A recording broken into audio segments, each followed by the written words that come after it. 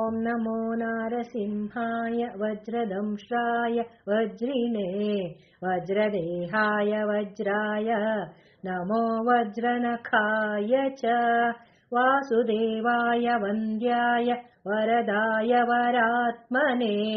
वरदाभयहस्ताय वराय वररूपिणे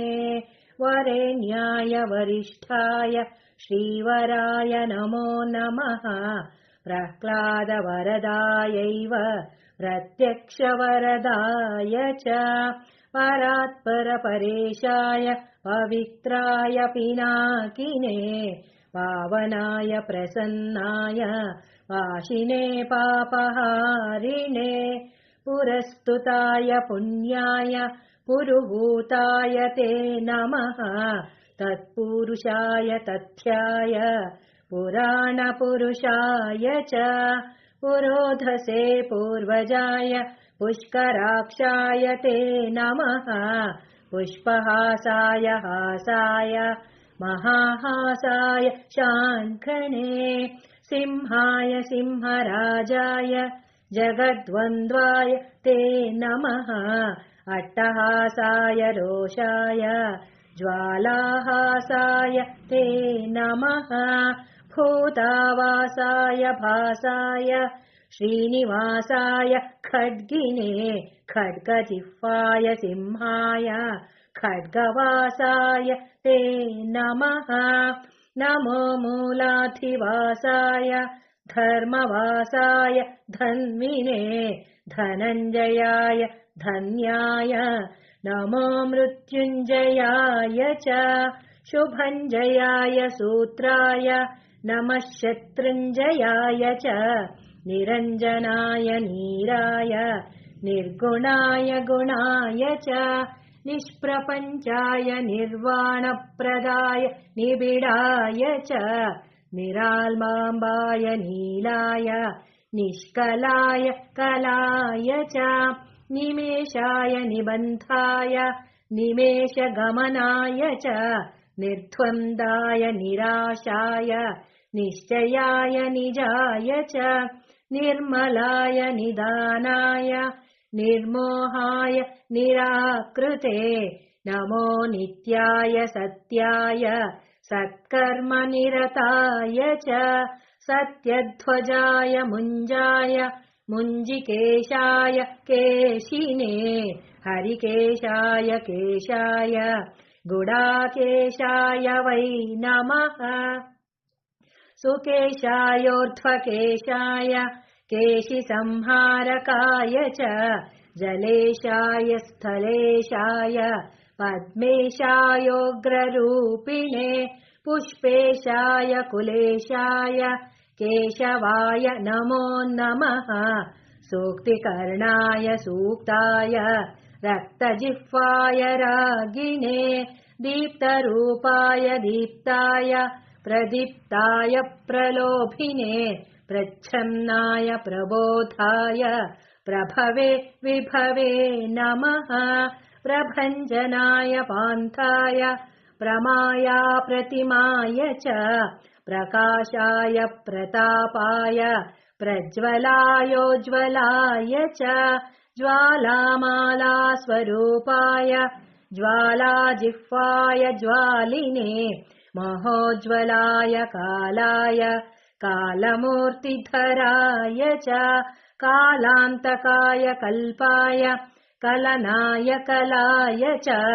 कालचक्राय चक्राय षट्चक्राय च चक्रिणे अक्रूराय कृतान्ताय विक्रमाय क्रमाय च कृतिने कृत्तिवासाय कृतघ्नाय कृतात्मने सङ्क्रमाय च क्रुद्धाय क्रान्तलोकत्रयाय च अरूपाय स्वरूपाय हरये परमात्मने अजेयायादिदेवाय अक्षयाय क्षयाय च अघोराय सुघोराय घोरघोरतराय च नमोऽस्तु घोरवीर्याय लसद्घोराय ते नमः घोराध्यक्षाय दक्षाय दक्षिणार्याय शम्भवे अमोघाय गुणौघाय अनघायाघहारिणे मेघनादाय नाथाय तुभ्यं मेघात्मने नमः मेघवाहनरूपाय मेघश्यामाय मालिने व्यालयज्ञोपवीताय व्याघ्रदेहाय वै नमः व्याघ्रपादाय ते व्याघ्रकर्मणे व्यापकाय च विकटास्याय वीर्याय विष्टरश्रवसे नमः विकीर्णनखदंष्ट्राय नखदंष्ट्रायुधाय च विश्वक्सेनाय सेनाय विह्वलाय बलाय च विरूपाक्षाय वीराय विशेषाक्षाय साक्षिणे वीतशोकाय वित्ताय विस्तीर्णवदनाय च विधानाय विधेयाय विजयाय जयाय च विबुधाय विभावाय नमो विश्वम्भराय च वीतरागाय विप्राय विटङ्कनयनाय च विपुलाय विनीताय विश्वयोने नमो नमः विडम्बनाय वित्ताय विष्टृताय वियोनये विह्वलाय विवादाय नमो व्याहृतये नमः विलासाय विकल्पाय महाकल्पाय ते नमः बहुकल्पाय कल्पाय कल्पातीताय शिल्पिने कल्पनाय स्वरूपाय फणितल्पाय वै नमः तटिप्रभाय तार्क्ष्याय तरुणाय तरस्विने रसनायान्तरिक्षाय तापत्रयहराय च तारकाय तमोघ्नाय तत्त्वाय च तपस्विने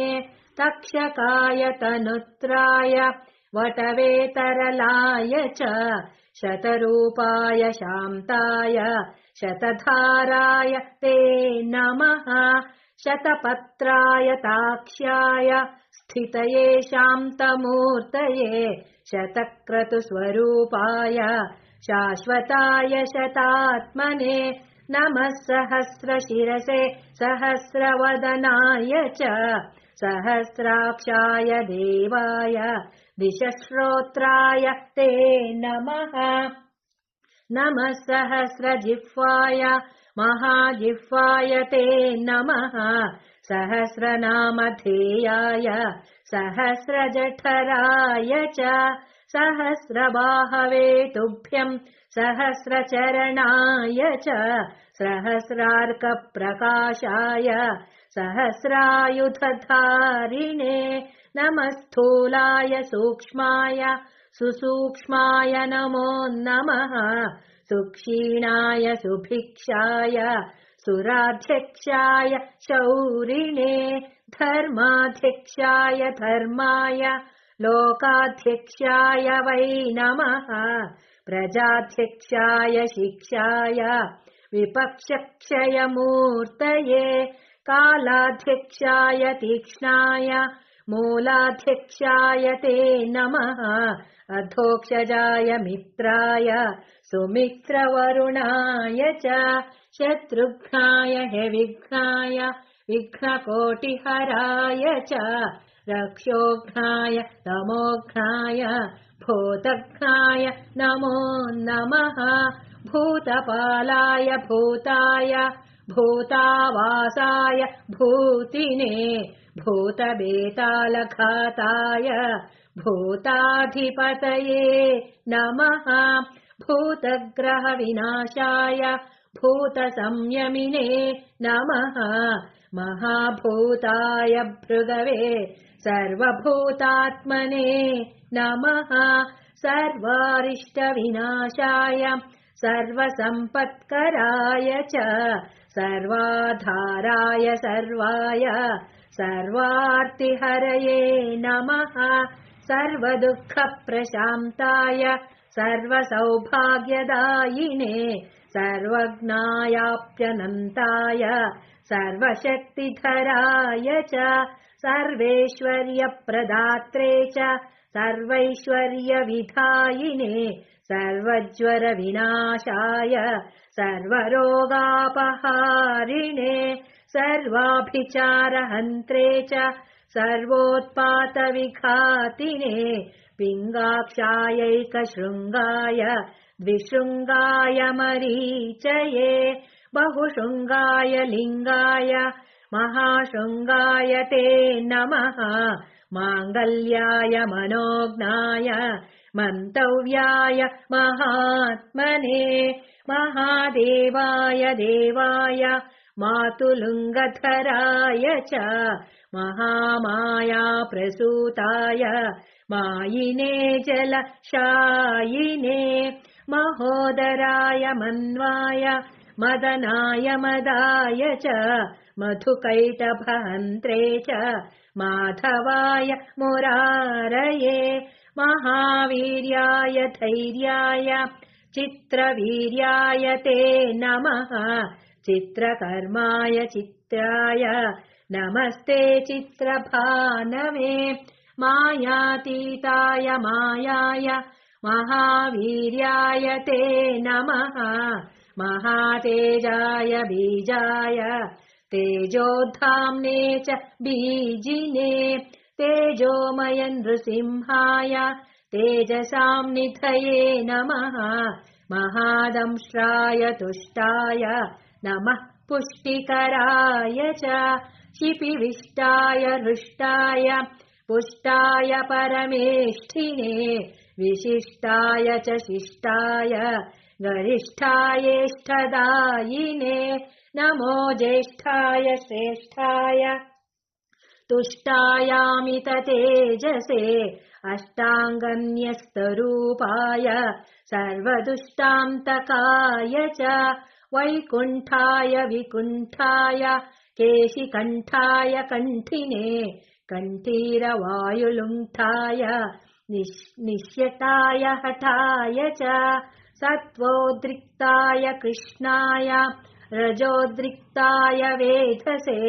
तमोद्रिक्ताय रुद्राय ऋग्यजुस्साममूर्तये ऋतुध्वजाय कालाय मन्त्रराजाय मन्त्रिणे त्रिनेत्राय त्रिवर्गाय त्रिधाम्ने च त्रिशूलिने त्रिकालज्ञानरूपाय त्रिदेहाय त्रिधात्मने नमः त्रिमूर्तिवन्द्याय त्रितत्त्वज्ञानिने नमः अक्षोभ्याय निरुद्धाय अप्रमेयाय भानवे अमृताय अनन्ताय अमितायामराय च अपमृत्युविनाशाय अपस्मारविघातिने अन्नदायान्नरूपाय अन्नयान्नभुजे नमः आद्याय निरवध्याय वेद्यायाद्भुतकर्मणे सद्योजाताय सन्ध्याय वैद्युत्याय नमो नमः अध्वातीताय सत्त्वाय वागतीताय वाग्मिने वागीश्वराय गोपाय गोप्त्रे गोहितकारिणे गन्धर्वाय गभीराय गर्जितायोर्जिताय च पर्जन्याय प्रबुद्धाय प्रधानपुरुषाय च पद्माभाय सुनाभाय पद्मनाभाय भासिने पद्मनेत्राय पद्माय पद्मायाः पतये नमः पद्मोदराय पूताय पद्मकल्पोद्भवाय च नमो हृत्पद्मवासाय भूपद्मोद्धरणाय च शब्दब्रह्मस्वरूपाय ब्रह्मरूपधराय च ब्रह्मणे ब्रह्मरूपाय ब्रह्मनेत्रे नमो नमः ब्रह्मादये ब्राह्मणाय ब्रह्मात्मने नमः सुब्रह्मण्याय देवाय ब्रह्मण्याय त्रिवेदिने परब्रह्मस्वरूपाय पञ्चब्रह्मात्मने नमः। नमस्ते ब्रह्मशिरसे तथाश्वशिरसे नमः। अथर्वशिरसे नित्यम् अशनिप्रमिताय च नमस्ते तीक्ष्णदंष्ट्राय लोलाय ललिताय च लावण्याय लवित्राय नमस्ते भासकाय च लक्षणज्ञाय लक्ष्याय लक्षणाय नमो नमः। रसद्वीपाय दीप्ताय विष्णवे प्रभविष्णवे वृष्टिमूलाय कृष्णाय श्रीमहाविष्णवे नमः। पश्यामि त्वाम् महासिंहम् हारिणम् वनमालिनम् किरीटिनम् कुण्डलिनम् सर्वाङ्गम् सर्वतोमुखम् सर्वतः पाणिपादोरुम् सर्वतोक्षिशिरोमुखम् सर्वेश्वरम् सदा तुष्टम् सत्त्वस्थम् समरप्रियम् बहुयोजनविस्तीर्णम् बहुयोजनमायतम् बहुयोजनहस्ताङ्घ्रिम् बहुयोजननासिकम् महारूपम् महावक्त्रम् महादंष्ट्रम् महाभुजम् महानादम् महारौद्रम् महाकायम् महाबलम् अनाभे ब्रह्मणो रूपम् अगलाद्वैष्णवम् तथा अशिश्राद्रौद्रमीशानम् तदग्रे सर्वतः शिवम्। नमोऽस्तु नारायण नारसिंह नमोऽस्तु नारायण वीरसिंह नमोऽस्तु नारायण क्रूरसिंह नमोऽस्तु नारायण दिव्यसिंह नमोऽस्तु नारायण व्याघ्रसिंह नमोऽस्तु नारायण उच्छसिंह नमोऽस्तु नारायण पूर्णसिंह नमोऽस्तु नारायण रौद्रसिंह नमो नमो भीषणभद्रसिंह नमो नमो विह्वलनेत्रसिंह नमो नमो बृंहितभूतसिंह नमो नमो निर्मलचित्तसिंह नमो नमो निर्जितकालसिंह नमो नमो कल्पितकल्पसिंह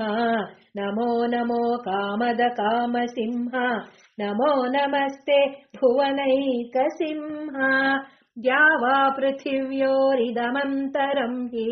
व्याप्तम् त्वयैकेन दिशश्च सर्वाः दृष्ट्वाद्भुतम् रूपमुदग्रवेगम् लोकत्रयम् प्रव्यथितम् महात्मन् अमीहित्वा सुरसङ्घा विशन्ति केचिद्भीताः प्राञ्जलयो गृह्णन्ति स्वस्तीत्युक्त्वा मुनयः सिद्धसङ्घाः स्तुवन्ति त्वाम् स्तुतिभिः पुष्कलाभिः रुद्रादित्या वसवो ये च साध्याः विश्वेश्विनौ मरुतश्चोष्मपाश्च गन्धर्वयक्षासुर सिद्धसङ्घाः वीक्षन्ति त्वाम् विस्मिताश्चैव सर्वे लेलिह्यसे ग्रसमानः समन्तात् लोकान् समग्रान् वदनैर्ज्वलद्भिः तेजोभिरापूय जगत्समग्रम् भासस्तवोग्राः प्रतपन्ति विष्णो। अविष्णुस्त्वम् सहिष्णुस्त्वम् भ्राजिष्णुर्जिष्णुरेव च पृथ्वी त्वमन्तरिक्षम् च पर्वतारण्यमेव च कलाकाष्ठविलिप्तस्त्वम् मुहूर्तः प्रहरादिकम् अहोरात्रम् त्रिसन्ध्या च पक्षमासर्तु वत्सराः युगादिर्युगभेदस्त्वम् संयोगो युगसन्धयः नित्यम् नैमित्तिकम् काम्यम् महाप्रलयमेव च करणम् कारणम् कर्ता भर्ता हर्ता त्वमीश्वरः सत्कर्ता सत्कृतिर्गोप्ता सच्चिदानन्द विग्रहः प्राणस्त्वम् प्राणिनाम् प्रत्यगात्मा त्वम् सर्वदेहिनाम् सुज्योतिस्त्वम् परञ्ज्योतिरात्मज्योतिः सनातनः ज्योतिर्लोकस्वरूपस्त्वम् ज्योतिर्ज्योतिषाम् पतिः स्वाहाकार स्वधाकारो वषट्कारः कृपाकरः हन्ताकारो निराकारो वेदाकारश्च शङ्करः अकारादिक्षकारान्तः ओङ्कारो लोककारकः एकात्मा त्वमनेकात्मा चतुरात्मा चतुर्भुजः चतुर्मुष्टिश्चतुर्दंष्टः चतुर्वेदमयोत्तमः लोकप्रियो लोकगुरुः लोकेशो लोकनायकः लोकसाक्षी लोकपतिः लोकात्मा लोकलोचनः लोकाधारो बृहल्लोको लोकालोकमयो विभुः लोककर्ता महाकर्ता कृतकर्ता कृतागमः अनादिस्त्वम् मनस्त्वत्वम् अभूतो भूतविग्रहः स्तुतिस्तुत्यस्तवः प्रीतः स्तोतानेतानियामकः त्वम् गतिस्त्वम् मतिर्मह्यम् पिता माता गुरुः सखा सुहृदश्चात्मरूपस्त्वम् त्वाम् विना नास्ति मे गतिः नमस्ते मन्त्ररूपाय अस्त्ररूपाय ते नमः बहुरूपाय रूपाय पञ्चरूपधराय च भद्ररूपाय रूढाय योगरूपाय योगिने समरूपाय योगाय योगपीठस्थिताय च योगगम्याय सौम्याय ध्यानगम्याय ध्यायिने ध्येयगम्याय धाम्ने च धामाधिपतये नमः धराधराय धर्माय धारणाभिरताय च नमोद्धात्रे च सन्धात्रे विधात्रे च धराय च दामोदराय दान्ताय दानवान्तकराय च नमः संसारवैद्याय भेषजाय नमो नमः श्रीरध्वजाय शान्ताय वाताय प्रमिताय च सारस्वताय संसारनाशनायाक्ष मालिने असि चर्मधरायैव षट्कर्मनिरताय च विकर्माय सुकर्माय विकर्मविघातिने सुकर्मणे मन्मथाय नमो मर्माय मर्मिणे करिचर्मवसानाय करालवदनाय च कवये पद्मगर्भाय भूगर्भाय कृपानिधे ब्रह्मगर्भाय गर्भाय बृहद्गर्भाय धूर्जटे नमस्ते विश्वगर्भाय श्रीगर्भाय जितारये नमो हिरण्यगर्भाय हिरण्यकवचाय च हिरण्यवर्णदेहाय हिरण्याक्षविनाशिने हिरण्यकनिहन्त्रे च हिरण्यनयनाय च हिरण्यरेतसे तुभ्यम् हिरण्यवदनाय च नमो हिरण्यशृङ्गाय निःशृङ्गाय च शृङ्गिणे भैरवाय सुकेशाय भीषणायान्त्रमालिने चण्डाय तुण्डमालाय नमो दण्डधराय च अखण्डतत्त्वरूपाय कमण्डलुधराय च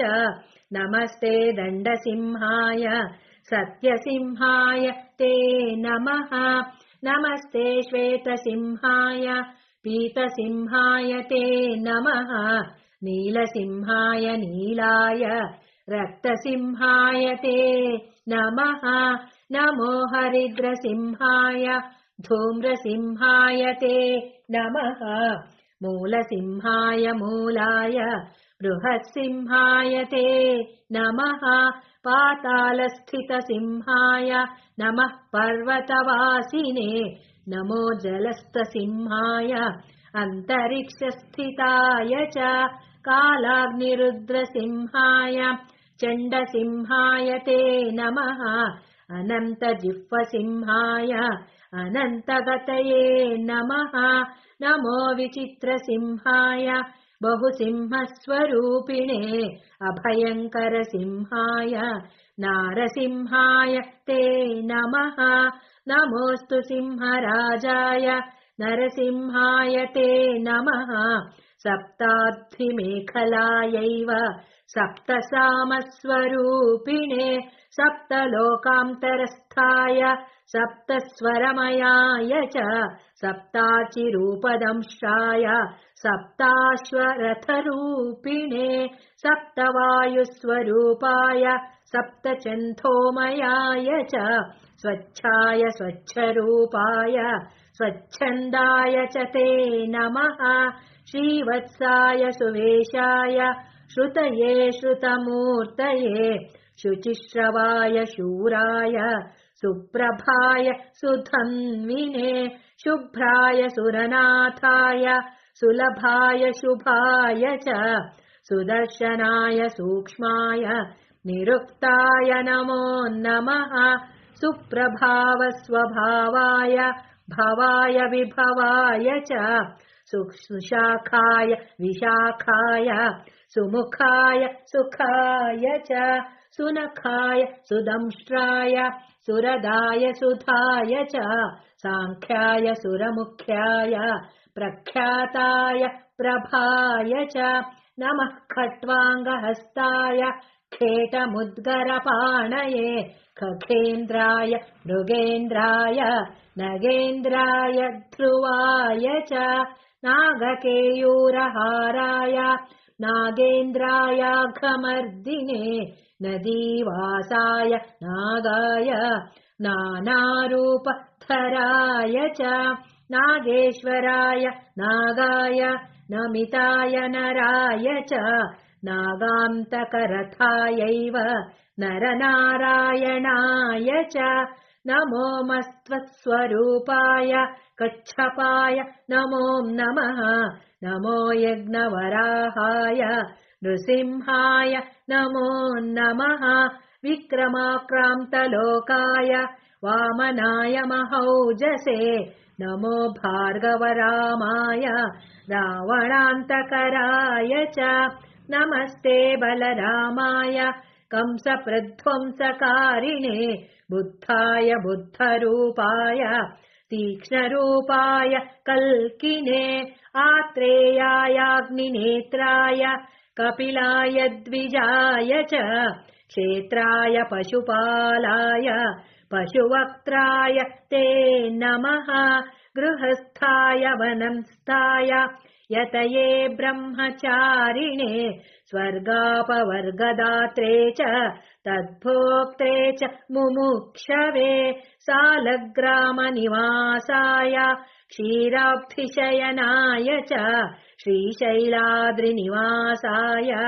शिलावासाय ते नमः योगिहृत्पद्मवासाय महाहंसाय ते नमः गुहावासाय गुह्याय गुप्ताय गुरवे नमः नमो मूलाधिवासाय नीलवस्त्रधराय च पीतवस्त्रधरायैव रक्तवस्त्रधराय च रक्तमालाविभूषाय रक्तगन्धानुलेपिने दुर्धन्दराय धूर्ताय दुर्गमाय धुराय च दुर्मदाय दुरन्ताय दुर्धराय नमो नमः दुर्निरीक्ष्याय दीप्ताय दुर्दर्शाय द्रुमाय च दुर्भेदाय दुराशाय दुर्लभाय नमो नमः दृप्ताय दीप्तवक्त्राय दुर्दृप्तननाय च उन्मत्ताय प्रमत्ताय नमो दैत्यारये नमः रसज्ञाय रसेशाय आकर्णनयनाय च पथ्याय परितोषाय रथ्याय रसिकाय च ऊर्ध्वकेशोत्स्वरूपाय नमस्ते चोर्ध्वरेतसे ऊर्ध्वसिंहाय सिंहाय नमस्ते चोर्ध्वबाहवे वरप्रध्वंसकायैव शङ्खचक्रधराय च गदापद्मधरायैव पञ्चबाणधराय च कामेश्वराय कामाय कामरूपाय कामिने नमः कामविहाराय कामरूपधराय च सोमसूर्याग्निनेत्राय सोमपाय नमो नमः नमः सोमाय वामाय वामदेवाय ते नमः सामस्वराय सौम्याय भक्तिगम्याय ते नमः कूष्माण्डगणनाथाय सर्वश्रेयस्कराय च भीष्माय भीकरायैव भीमविक्रमणाय च मृगग्रीवाय जीवाय जिताय जितकाशिने जतिने चामदज्ञाय नमस्ते जातवेदसे जपाकुसुमवर्णाय जप्याय जपिताय च जरायुजायण्डजाय स्वेदजायोद्विजाय च जनार्दनाय रामाय जाह्नवीजनकाय च जराजन्मविदूराय प्रद्युम्नाय प्रबोधिने रौद्रजिह्वाय रुद्राय वीरभद्राय ते नमः चिद्रूपाय समुद्राय कद्रुद्राय प्रचेतसे इन्द्रियाणेन्द्रियज्ञाय नमोऽस्त्विन्द्रानुजाय च अतीन्द्रियाय सान्द्राय इन्दिरापतये नमः ईशानाय च ईड्याय ईप्सिताय इनाय च व्योमात्मने च व्योम्ने च नमस्ते व्योमकेशिने व्योमाधाराय च व्योमवक्त्रायासुरघातिने नमस्ते व्योमदंष्ट्राय व्योमवासाय ते नमः सुकुमाराय रामाय शिंशुमाराय ते नमः विश्वाय विश्वरूपाय नमो विश्वात्मकाय च ज्ञानात्मकाय ज्ञानाय विश्वेशाय परात्मने एकात्मने नमस्तुभ्यम् नमस्ते द्वादशात्मने चतुर्विंशतिरूपाय पञ्चविंशतिमूर्तये षड्विंशकात्मने नित्यम् सप्तविंशतिकात्मने धर्मार्थकाममोक्षाय विमुक्ताय नमो नमः भावशुद्धाय सिद्धाय साध्याय शरभाय च प्रबोधाय सुबोधाय नमो बुद्धिप्रदाय च स्निग्धाय च विदग्धाय मुग्धाय मुनये नमः प्रियश्रवाय श्राव्याय सुश्रवाय श्रवाय च ग्रहेशाय महेशाय ब्रह्मेशाय नमो नमः श्रीधराय सुतीर्थाय हयग्रीवाय ते नमः उग्राय चोग्रवेगाय उग्रकर्म रताय च उग्रनेत्राय व्यग्राय समग्रगुणशालिने बालग्रहविनाशाय पिशाचग्रहघातिने दुष्टग्रहनिहन्त्रे च निग्रहानुग्रहाय च वृषध्वजाय वृष्ण्याय वृषाय वृषभाय च उग्रश्रवाय शान्ताय नमः श्रुतिधराय च नमस्ते देवदेवेश नमस्ते मधुसूदन नमस्ते पुण्डरीकाक्ष नमस्ते दुरितक्षय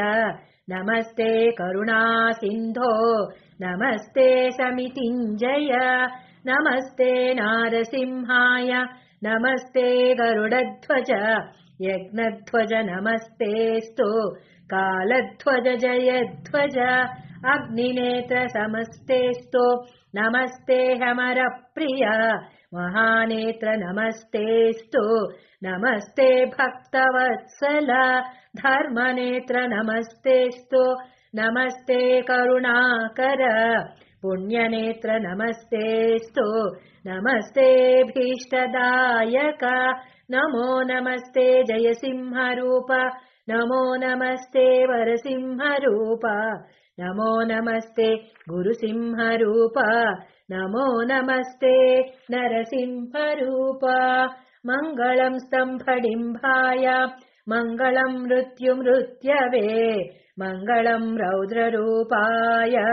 नरसिंहाय मङ्गलम्।